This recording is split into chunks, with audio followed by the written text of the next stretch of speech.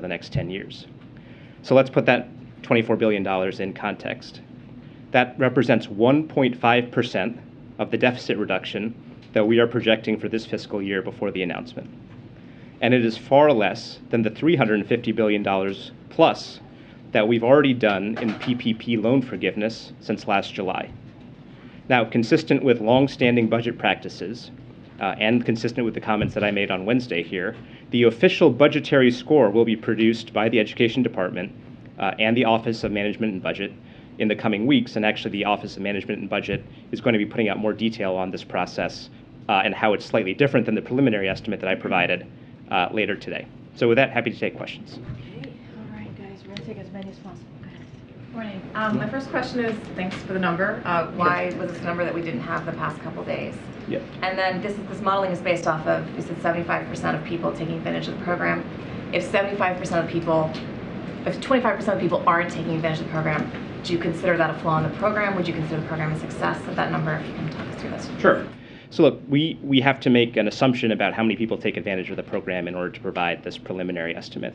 The reason that we chose 75% is that it's, broadly speaking, in line with the take-up rate of the most similar Education Department initiative that we could find. In other words, there was another Education Department initiative in the past that was supposed to provide targeted debt relief to a set of borrowers who were eligible for it, and roughly 75% of the borrowers in that particular program took advantage of it.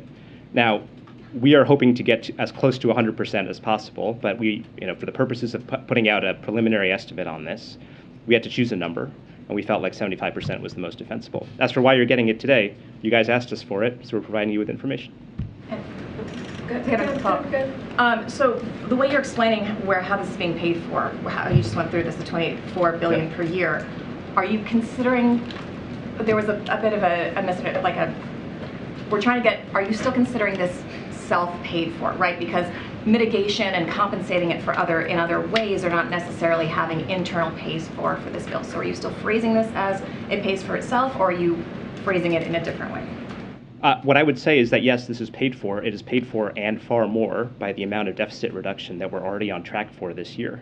Like I said, we're on track for $1.7 trillion in deficit reduction this year.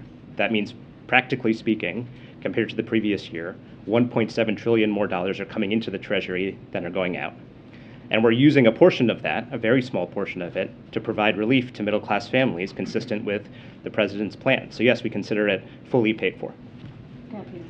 Ron, thanks for doing this. Sure. The median household income in this country right now is roughly $67,000, which means that this is going to go for those up to $125,000. Those individuals are already making individually almost twice the median household income in this country. What do you say to those critics who say, you're not just helping the middle class, though I understand 90% will be making under $75,000, you're still helping what is a smaller percentage, but a significant percentage of individuals who most Americans would view as making a lot of money?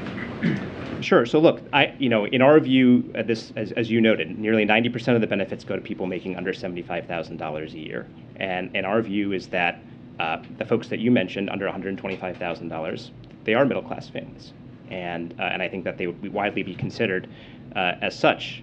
And look, I want to be totally clear about this point. $125,000 or $250,000, would you view that as a middle-class family, Sure. A family that makes under $250,000? Absolutely. Look, the key cutoff here is that nobody in the top 5%, whether they're in an individual income or household income, is going to get a dollar.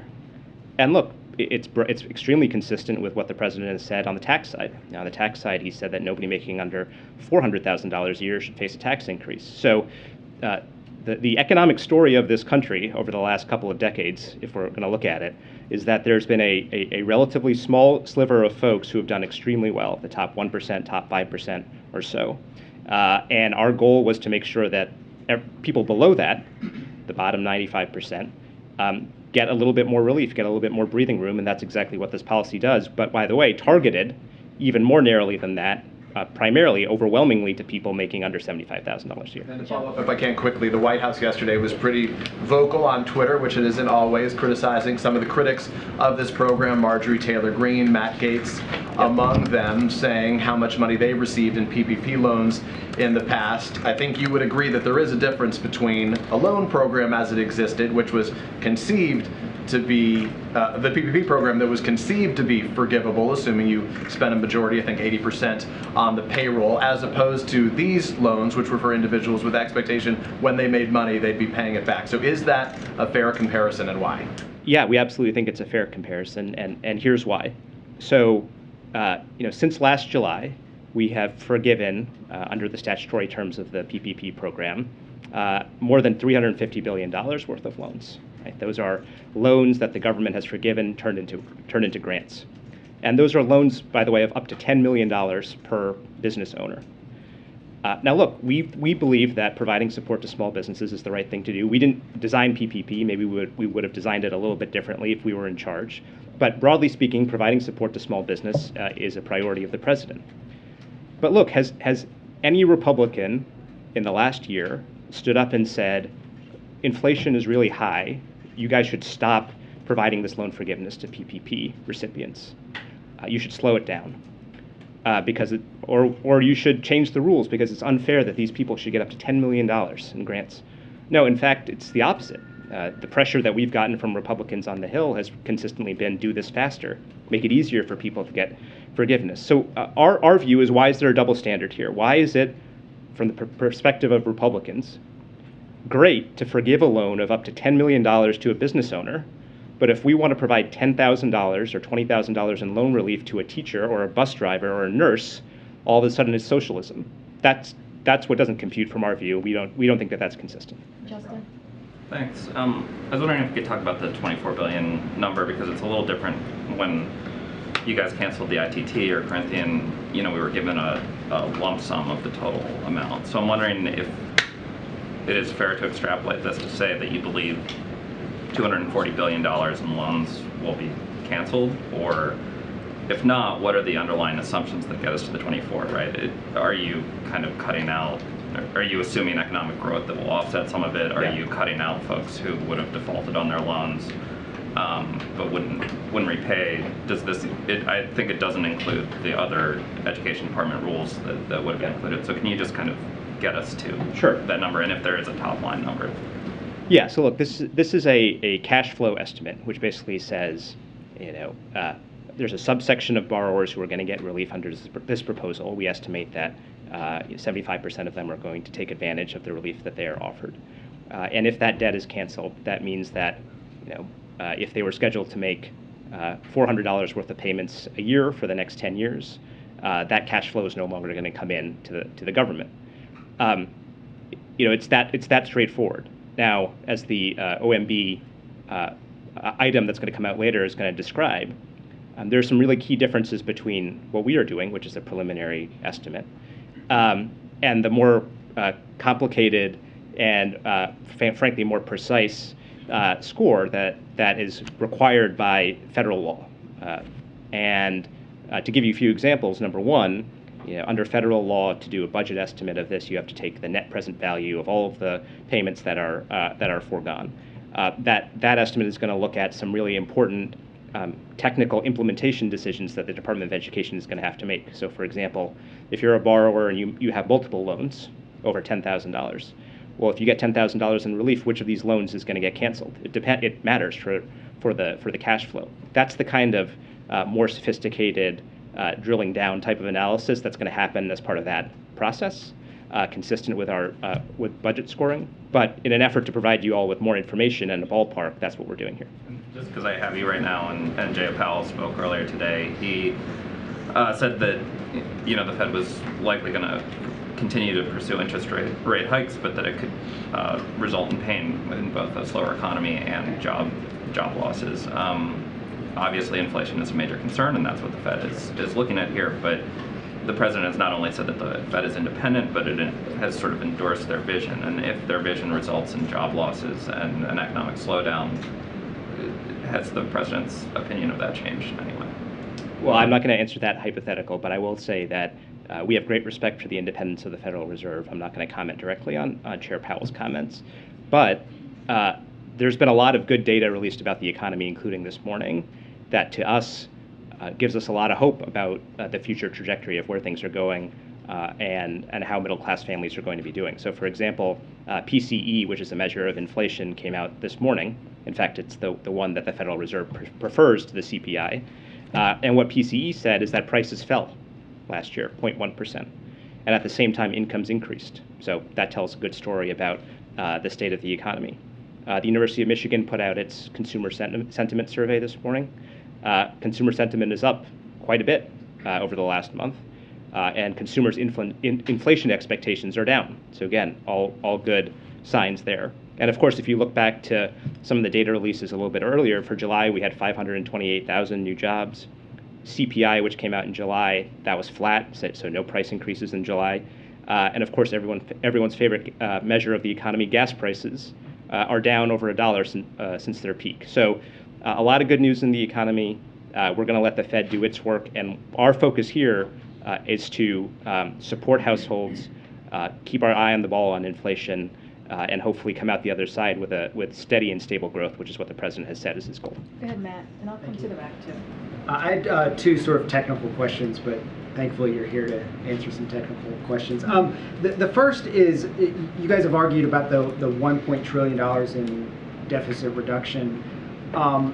It sounds like it's hard to get to like a $240 billion figure over 10 years with this new estimate, but is it fair to say that that 1.7 trillion becomes 1.5, or it becomes a lower figure given that it's not paid for? Is that a fair way for us to sort of think about what you guys are doing? That's a fair way of thinking about it. And another way of thinking about it is that we go from the single largest deficit reduction in the history of this country to the single largest deficit reduction in the history of this country.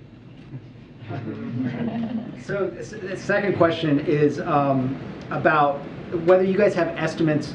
You've argued that this is potentially a deflationary move. Do you have any estimates in terms of how much money will start to come in come January, and how much money is going to be not coming in, and to articulate a little bit more of how you guys are arriving at that conclusion? Yeah, we've looked at those numbers, and they informed our view that we put out on Wednesday, that we view that the impact of restarting payments and providing relief are largely going to offset each other. Now, there's different assumptions about, again, as we've covered, there are different assumptions that go into figuring out exactly how much is that going to mean. But in our mind, with a pretty broad range of assumptions, they're going to largely offset. And there have been a host of independent experts who have said the same thing. In fact, Goldman Sachs put out an analysis of this proposal, and they said quite clearly that they felt that restarting payments and providing targeted relief would actually be disinflationary. In other words, more money would be coming into the government than going out in the short term, which would help further our efforts to bring down inflation. But I guess if you guys are saying 24 billion is the estimate for what won't come in per year, is there an estimate for next year once you kick on, once people start paying? Yep. Is it 30 billion is coming in and 24 billion is not? Or sure. I mean, one way to think about it is this. So we've had a student loan pause in place now for over 2 years. No federal borrowers being required to make any payments. People are voluntarily making payments, so we're actually collecting, roughly speaking, $2 billion a month in payments voluntarily. Under normal times, so pre-pause, we were collecting about $6 billion in payments a month from student loan borrowers. So the difference between those two is $4 billion. If we turn the loans back on without making any other changes, roughly speaking, because things have changed in the world in the last 2 years, roughly speaking, we would expect to collect about $4 billion a month in addition to what we're collecting right now, right? So roughly speaking, $48 billion coming into the government that wouldn't have been coming in before. As you can sort of piece together, if the average annual cost of this is $24 billion, that means that on net, about $20 to $24 billion is coming into the government even after we do the relief, right? Now, again, that's not, there's some play in those numbers, but I just want to give you a general sense of how we're doing the math there. Good. Two just like brass tacks questions for people that are trying to navigate this still. We got this new information today that the form is going to be available for folks who think they're eligible in mid-October. It's going to take about 4 to 6 weeks for that to be processed. So can you guys guarantee to folks that if they are on time and they put in their application in mid-October, they will definitely see their balance shrink the appropriate amount before repayments have to be due again? And then just another sort of question too, so a lot of confusion. If you recently zeroed out your balance in the last few months, can you request a refund and then still apply to get some of this forgiveness? Right. All right, so let me, on your first question, let me just provide a little bit of detail because I want to make sure that people get the full story here. So the application will be available by early October. In the meantime, borrowers can go to studentaid.gov, which has been up now for the last 48 hours, and they can provide their email address so they can get notified when that application goes live. Once the borrower completes the application, they can expect relief within 4 to 6 weeks. So borrowers are advised to apply by roughly November 15th in order to receive relief before the payment pause expires on December 31st. And of course, the Department of Education will continue to process applications as they're received, even after the pause expires on December 31st. So one more point here, which is that we encourage everyone who thinks that they're eligible to go to the website and go to the application when it's available and fill it out. But as we noted during the announcement, there's actually 8 million people, 8 million borrowers, that's about 20% of the borrowers, for whom the Education Department already has data about their income on file. And if those people qualify based on the income on file, they'll actually get relief automatically. So I would refer you to the Education Department for any other questions about that. And your question about refunds, I would refer you to them. If they apply right when the application's available, they should be good to go before December 31st. 4 to 6 weeks after they submit the application. So yes, in our view, if you submit by early to mid-November, you should get your relief before the restart happens at the end of December. Go ahead. Thanks. I wanted to ask for a second about the legal justification for this program. You're using a 2003 law to justify why COVID's a national emergency and why student relief or debt relief is needed.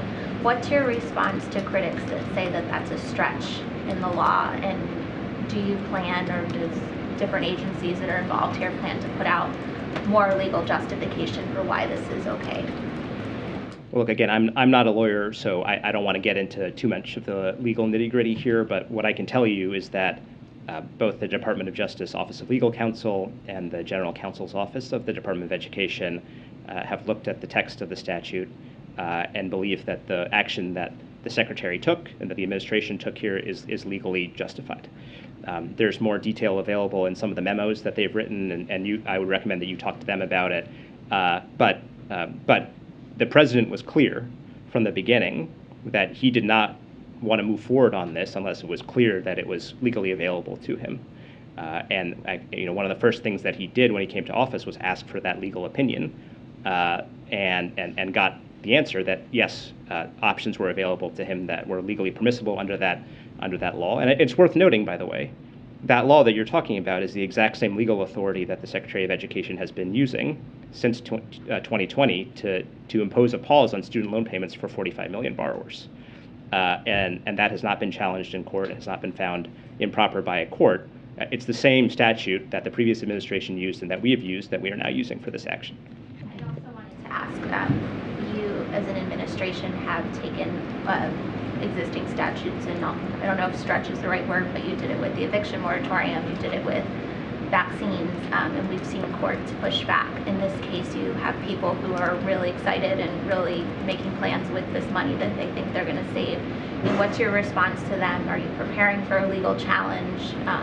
What's your response when people are reading that there could be legal uncertainty to your position? Yeah.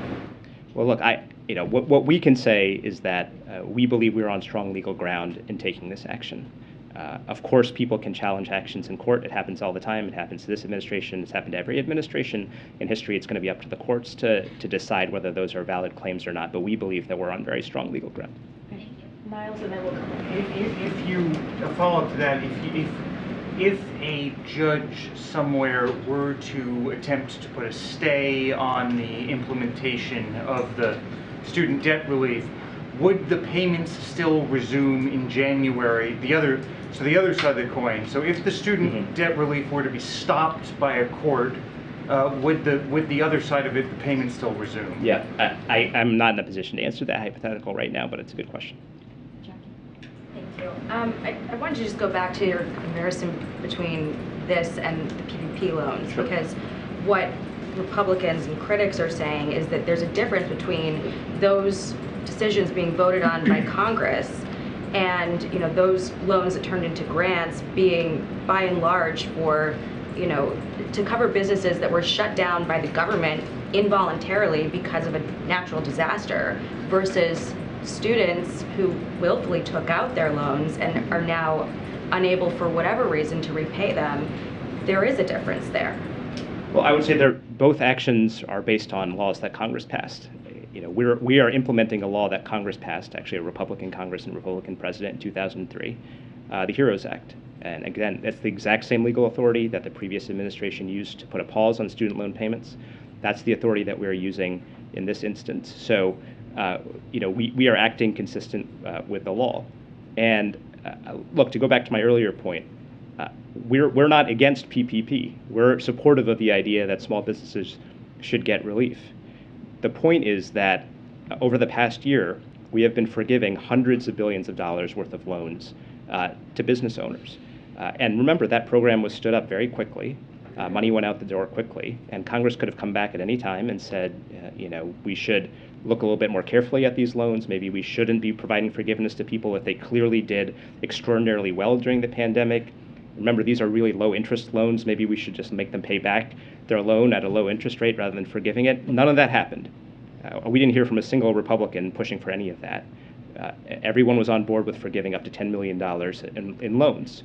And so all we're saying is that it's hard to credit those same people who are highly supportive of that program and that amount of debt forgiveness, turning around and saying that forgiving a fraction of that amount for working people, not business owners, but working people, somehow that crosses the line over into socialism. That's not how we view it.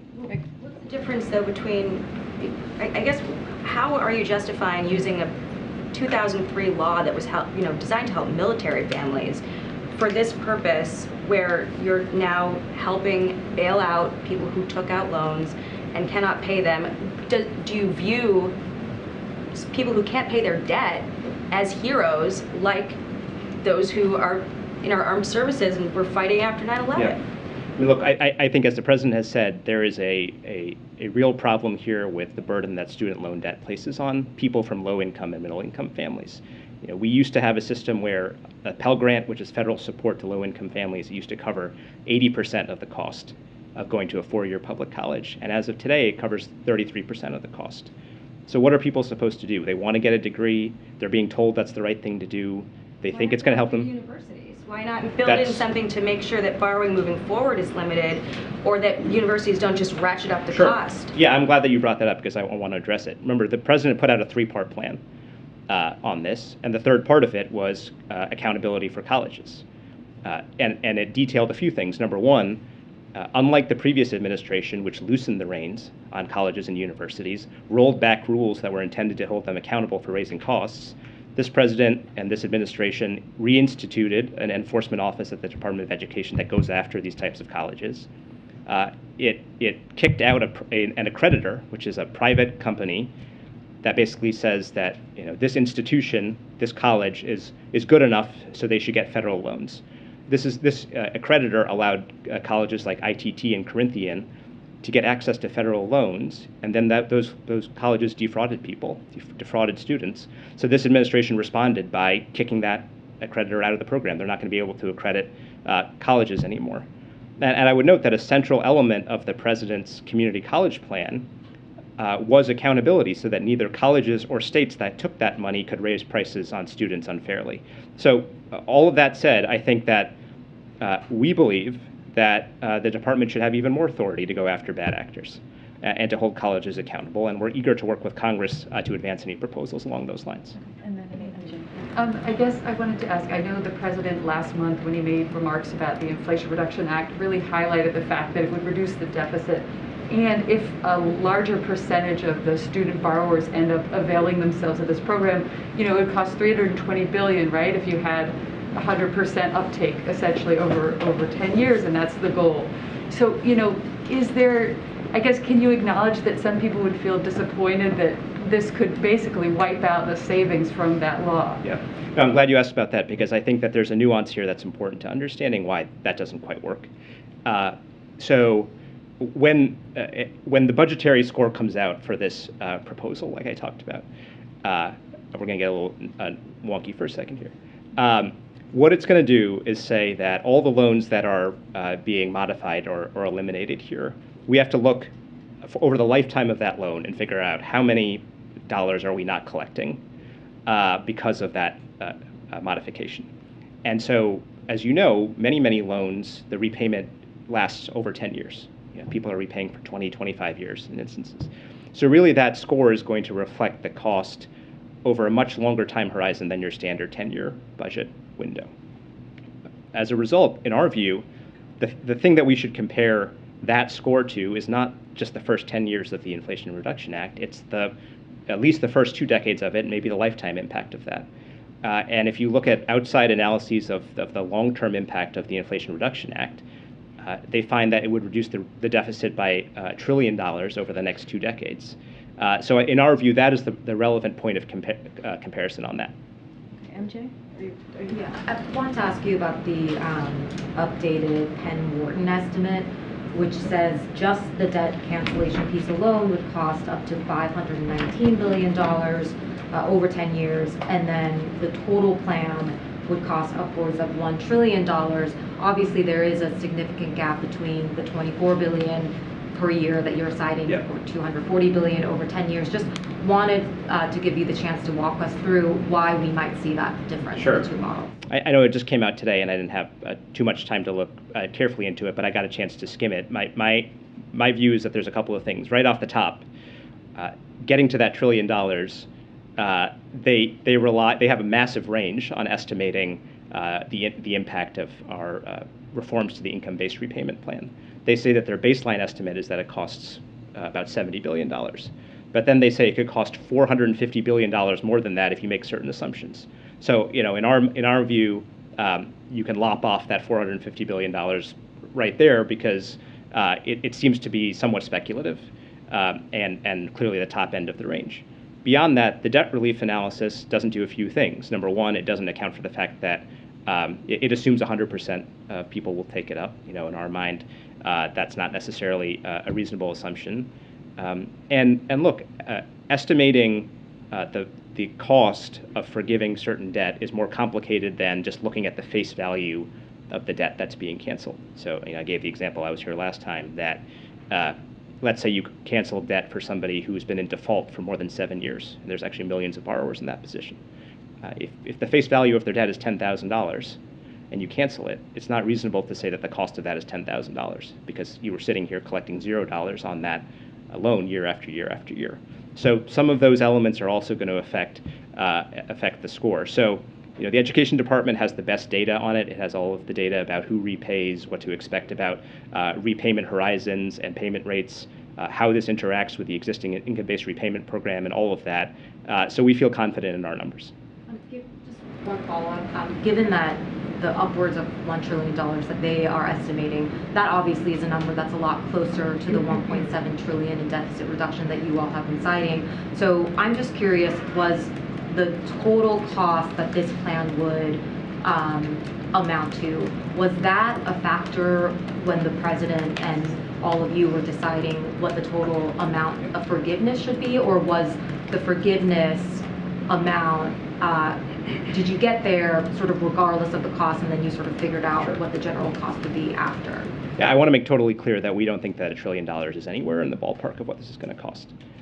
Number two, yes, the president was quite focused on what at least a good estimate of what the cost of this proposal was going to be. It was a big factor in his decision. He was looking into and thinking about how that would compare versus the deficit reduction that he had been able to secure over the last 2 years, frankly, of his presidency. Remember, in the first year of his presidency, he brought down the deficit by $350 billion.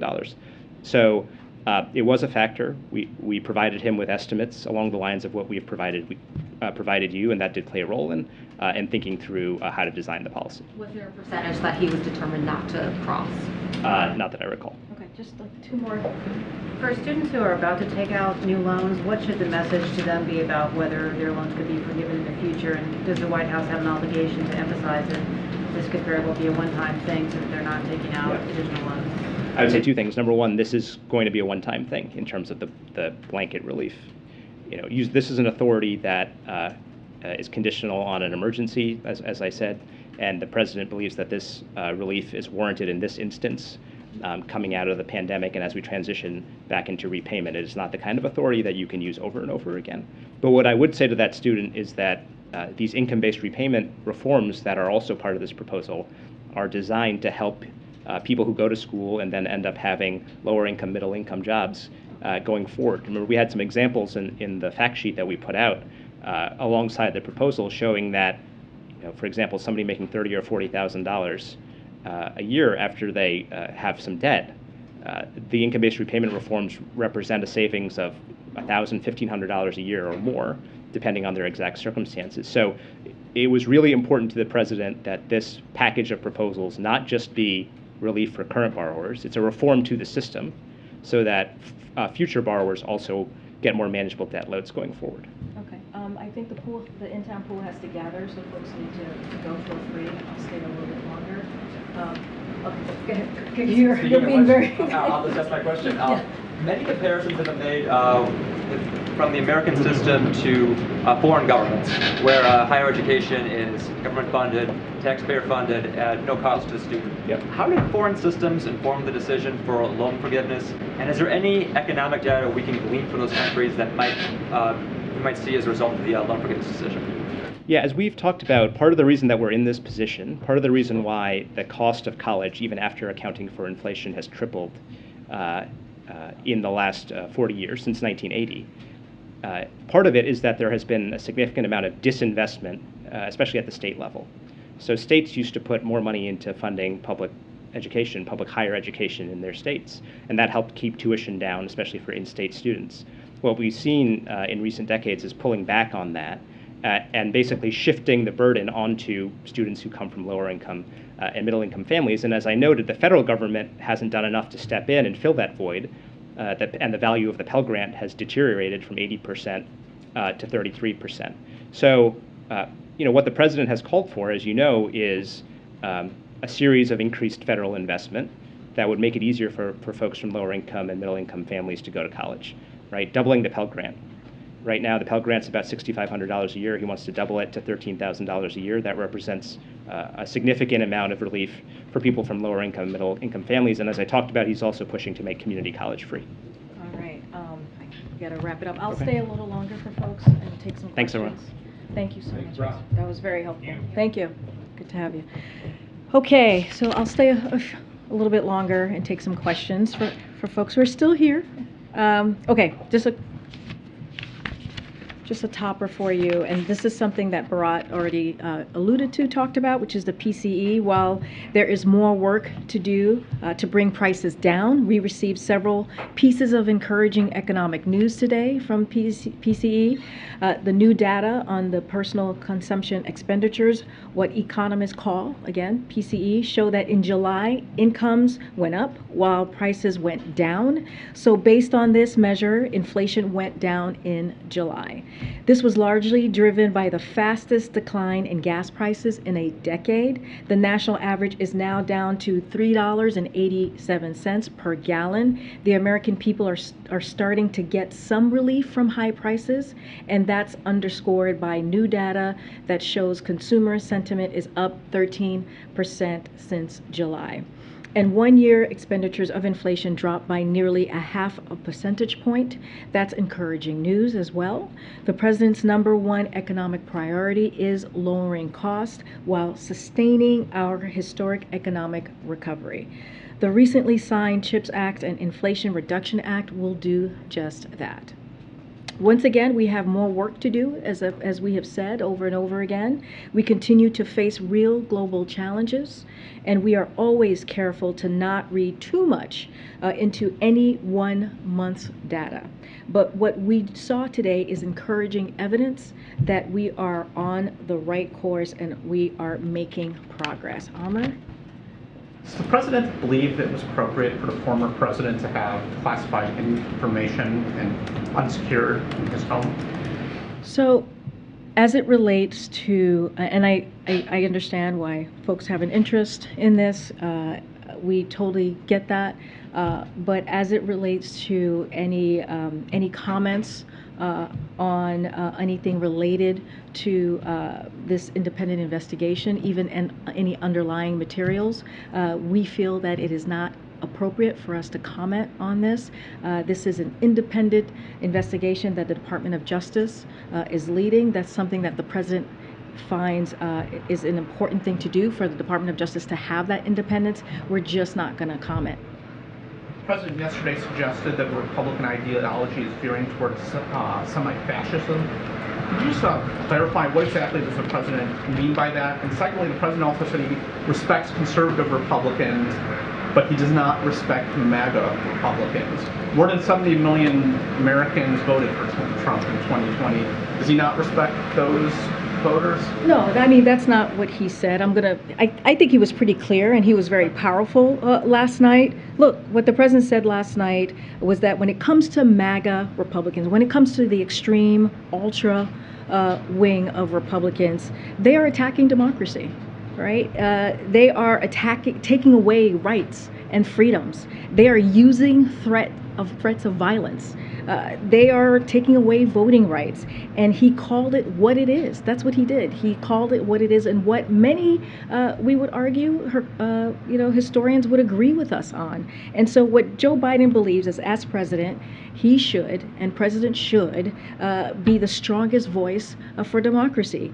And so he was making that very clear. He was making that contrast to what congressional Democrats have been doing, which is fighting for our rights, fighting for freedom, delivering on an economy that is historic, 10 million jobs that have been created, lowering health care, lowering prescription drugs, and making sure that we take on those special interest groups. And we saw just a couple weeks ago that we won. So he's making that contrast, trying to make that very clear of what we are seeing today. And so he was passionate about this, he was eloquent about this, and he also, when it comes to what you're asking me about Republicans who are conservative, clearly he said that he believed there are traditional conservative Republicans. He was very clear on that. He specifically called out and mentioned Maryland Governor Larry Hogan as one of them. So but we have to really, make sure that we make it clear that there's a choice in front of the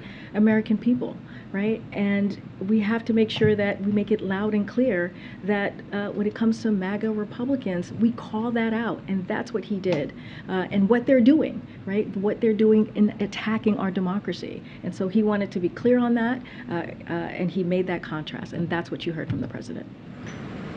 Has the White House made any changes in light of the revelations of the former president's handling of classified material to its own processes or training procedures for handling sort of protected and secret information? I don't have anything to share with you. Again, we're just going to be really mindful. I know I get the question that you're asking. We're just not going to share any change of processes. We're not going to share any information, anything that's related to this. Any content, any underlying materials to the investigation that the Department of Justice is doing. Again, an independent investigation.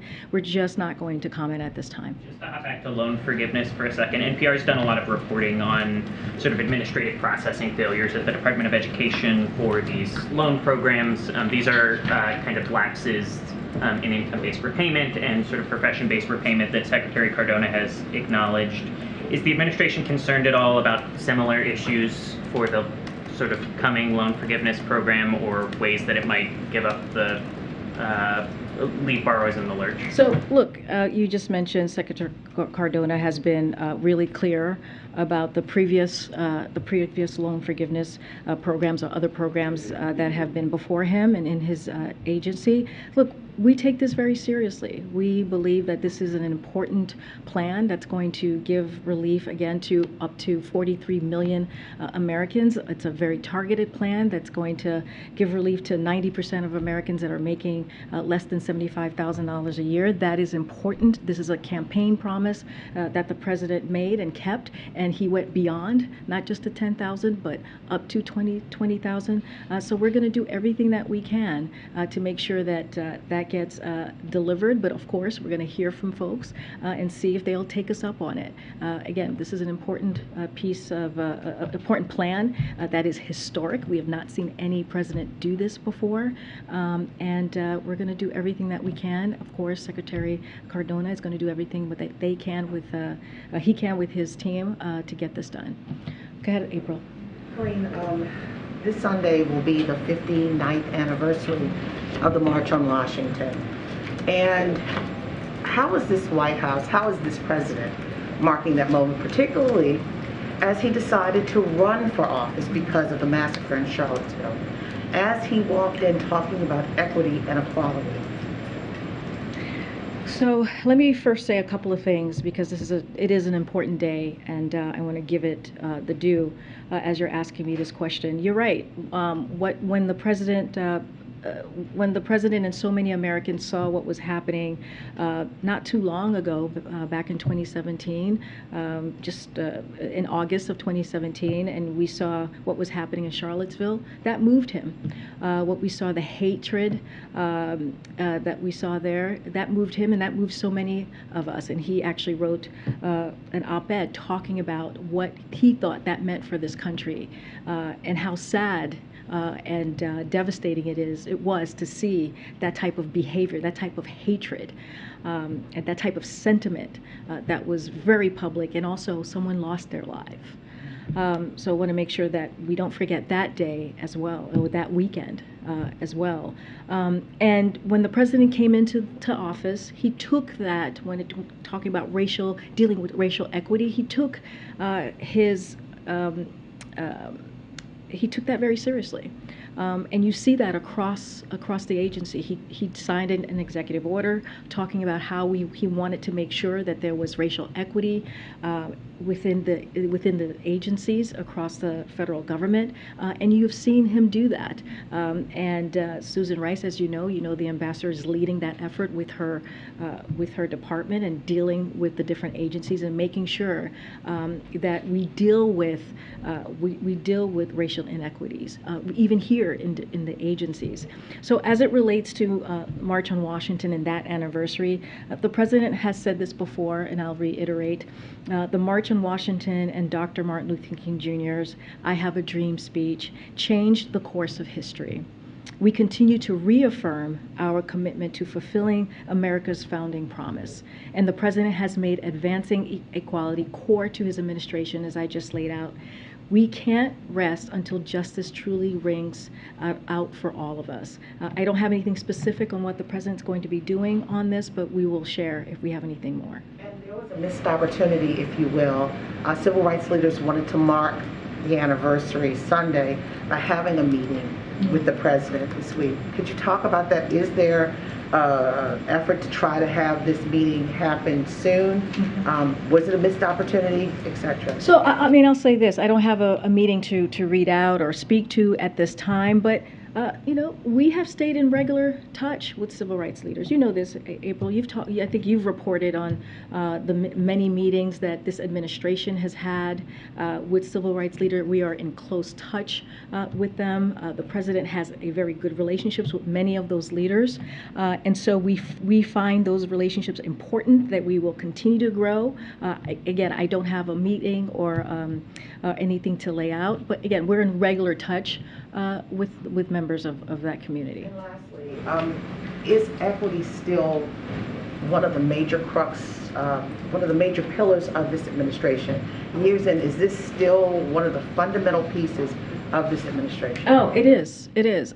I mean, I'll just remind you, when the president walked into this administration, I've said this many times before at the podium, he laid out the different crises that were before him. When he came in, racial equity was one of them, and saying that we needed to do everything that we can to deal with that crisis in a real way. And he has taken those actions, as the GRIO has reported on, as many of you in this room has reported on the steps that he has taken, but doesn't stop with the executive order. It also is actions that we're going to continue to take within the White House as well. Thank you. Okay, I'm going to come back because I didn't take your question. In New York and DC, mayors have said the federal government isn't doing enough to help with migrants who are being sent by bus to their cities. Does the administration have plans to do anything more on this? So the administration has been in regular touch with Mayor Bowser, clearly the mayor of DC, and Mayor Adams, mayor of New York City, and FEMA regional administrators have been meeting with both mayors on site to coordinate available federal support from FEMA and other federal agencies. Funding is also available through FEMA's emergency food and shelter program to eligible local governments and non-for-profit organizations upon request to support humanitarian relief for migrants, as we have done many times in response to Governor Abbott's repeated attempts to create chaos. And really, to create chaos and confusion, that's what he's doing at the border and costing his own constituents well over $1 million. So we will work to manage the consequences of this latest political charade that we see from the governor. And we do take this very seriously, and I continue going to work with Mayor Bowser and Mayor Adams. I will point you to a statement that FEMA put out earlier this week, laying out the steps that they have taken and what they're doing to provide assistance. Okay, I'm just going to call on folks I haven't called in. Sure. Thanks, Karine. Just to get something on record, does the White House have any response to the release of the search warrant affidavit for Mar-a-Lago? I'm just going to say what I just told this young man a few minutes ago. We understand, again, we understand the interest in this. We are not going to comment on any underlying materials, any content that is related to an ongoing investigation. This is an independent investigation, legal investigation that the Department of Justice has the independence to conduct, and we do not feel it is appropriate for us to comment. Real briefly on student loans, does the White House believe that federal student loans play any role in the increasing cost of college, since students are able to, take on more debt that they don't have to pay off right away? Does that allow colleges to increase their costs maybe more than they might? No, I've gotten this question in the past, well, not in the past, it's just been a couple of days of this week. And so one of the things, and I think Bharat talked about this a little bit, because there's been questions about, is this going to raise the tuition by doing this from colleges? Look, this is something that the Secretary of Education, Secretary Cardona, he has said this in interviews, that he'll be monitoring, keeping a close eye on. He will continue to take the steps to hold colleges accountable for raising costs without delivering additional value. So that's a big piece of what you were asking me. But already the administration has taken actions to accountable measures. We reinstated an enforcement office at the Department of Education. We terminated a college creditor that had previously allowed colleges that defrauded borrowers to get access to federal student loans. That's something that Bharat just talked about specifically moments ago. And we're rolling out new resources to help students make more informed decisions on which school will better deliver value for the cost. Look, once again, I just want to say this, you have one thing that people are told, young people in particular are told, is that in order to have a good job or have a career, you got to go to college and get that education or continue that education.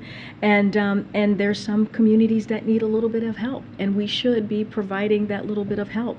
That's why we did a targeted, the president did a targeted, fiscally responsible approach in making sure that we give Americans a little bit more breathing room, middle-class Americans a little bit more breathing room. And when you do that, they are going to have extra money to buy that house. They're going to have a little extra money to start that family. And so that is important as well, and that is something that the president is certainly committed to. Go ahead. Yeah, no, go ahead. I'll come around. Go ahead. I'm sorry, Sebastian. I was pointing to Sebastian, and then I'll come around. I knew there was people right behind you. It's so funny. I actually think when I'm pointing to someone specific, but from the other. I got it. I'm in there now. So two questions. Sure. On the semi-fascism comment. Yeah. Is this something we're going to hear more of? That phrase. Is it something the president's going to kind of embrace or is there any sense that it was you know, a little impromptu, and it's going to turn into a kind of basket of deplorables thing that he regrets and tries to be quiet about? Look, I was very clear when laying out and defining what you know, MAGA Republicans have done, and you look at the definition of fascism, and you think about what they're doing in attacking our democracy, what they're doing in taking away our freedoms, wanting to take away our rights, our voting rights. I mean, that is what that is. It is very clear, and that's why he made that that powerful speech that you heard from him last night. And he has not shied away from saying that. You have heard him maybe not use that specific word, but you have heard him certainly use that definition. And look, what we are putting before the American people is a choice, right? And it is clear, there's a clear contrast as what is happening on that side of the aisle and what's happening on our side with congressional Democrats and what we have been delivering for the American people. And we're going to continue to fight for freedom. We're going to continue to fight for people's rights, and that is not that is something that he takes very seriously, and that's what you heard from him last night. Okay, and just quickly on the other side of the world, how confident is the administration that European allies are going to be able to weather the energy crisis that they seem to be going into? And winter is obviously going to get worse. Finnish people are apparently not taking saunas already, but it's getting worse than that. Not to make light of it. And politically, is a concern that this whole alliance over Ukraine is going to really start cracking when that bites. So, you know, just a couple of things, and I have a few things that I want to say because this is an important question. So, President Putin is weaponizing energy, right? You've heard us say that before, and that is exactly what is happening. This is why President Biden set up a task force with the EU back in March to work on ways to increase alternative sources of natural gas to Europe, including from the United States. We've made progress since March. Global LNG exports to Europe has risen by 84% compared to 2021, while the U.S. share of those LNG exports have been nearly tripled. And so that's important to note. In fact, global LNG exports to Europe since March have increased by 20 billion cubic meters compared to last year, already exceeding the pledge President Biden made back in March to work with partners to ensure additional volumes for the EU market of at least 15 billion cubic meters this year. We know we have more work to do, and we'll keep looking for ways to increase gas stockpiles in Europe, coupled with efforts to reduce Europe's demand for natural gas through energy efficiency and clean energy deployment. The path to energy security requires a doubling down on our efforts to transition to a clean energy economy, and we continue to work with Europe on this shared goal. Look, what you have seen this past several months, more than 6 months, even before we saw the war in Ukraine, the unprovoked war by Russia, is a unified West. You see the NATO alliance the strongest than it's ever been. It is going to, looks like it's going to extend by 2, and that would not have happened if they weren't united, if we didn't see the leadership of this president. And so we believe that alliance, that partnership is going to continue. We are going to make sure that our partners in Ukraine has what they need to continue to fight for their freedom and fight for their sovereignty. Oh, we have to go? Okay, I'll take, go ahead, Brett. I was supposed to call on Brett. Go ahead. I know today marks the anniversary of the terrorist attack in Kabul and Afghanistan. I saw the president's statement this morning, but I was curious, has he reached out to any of the families of the victims of that attack, or does he have any plans to address the anniversary of the withdrawal at length to the American people? So the president put out a statement earlier today, and as you all probably saw, some of you probably saw the statement that was released. He named each of the 13 troops who were tragically killed on that day. The president feels deeply about the loss that was suffered 1 year ago. And as he said in that statement, he feels strongly that we owe their families support for the rest of their lives. That is something that he's committed to. We are never going to stop seeking justice for those who were involved in planning of that attack or for terrorists who threaten our homeland on any other day. So no president feels more strongly about our troops and their families than this president. And he and the First Lady have taken action to support our service members and their families through joining forces and signing the historic burn pits legislation that as you all know, expands benefits for veterans, and it was incredibly historical. Again, I point you to the statement. I don't have anything more to share. I will take one last question. Somebody haven't called on. Rob, I know you've been raising. Rob, go ahead. So on Afghanistan, just to follow up, what would you say to the father of a US Marine killed in the suicide attack last year, who thinks that taping a segment with Jay Leno this afternoon is insensitive and tone deaf? Again, this is something that's very personal to the president. It was a tragic killing on that day. 13 members were lost, as well as more than 170 lives of Afghan lives. So this is incredibly important day that he wants to make sure that he acknowledged, which is why he put out the statement. But he and the First Lady have not lost focus on those families or any of the families that have lost loved ones in this 20-year war, because remember, we were there for 2 decades and we lost a lot of lives. Through joining forces, as I just mentioned, in the burn pits legislation that the president just signed, that is important as well. That is the work that this president is committed to doing, and that is a big deal, an important thing for service members and their families. And again, no president feels more strongly about our troops and their families than this president, who himself, the father of a service member who served in Iraq. So this is to film something with a comedian. I mean, are you worried about the optics of that at all? What I will tell you is that this is a day, a tragic day that the president takes very personal. Not just the president, also the First Lady. And I will let his words, the statement, stand for itself. He knows this, again, as a father himself of a service member that served in Iraq. So we do not take this lightly. We take this very seriously, and our hearts are with the families today. Okay, I'm going to go. Do you have any comment on the election in Angola and Kenya? Okay, I'll take that one really quickly, and then we're going to go. Because this is important. The United States congratulates the people of Angola for making their voices heard in Wednesday's elections. We continue to observe the electoral process as votes are counted. We encourage peace and patience as the vote tally process continues. The United States supports the democratic process through our ongoing democracy and governance programs and by observing the election. Election observations promote participation and public confidence in the electoral process. The United States and Angola share a strong partnership.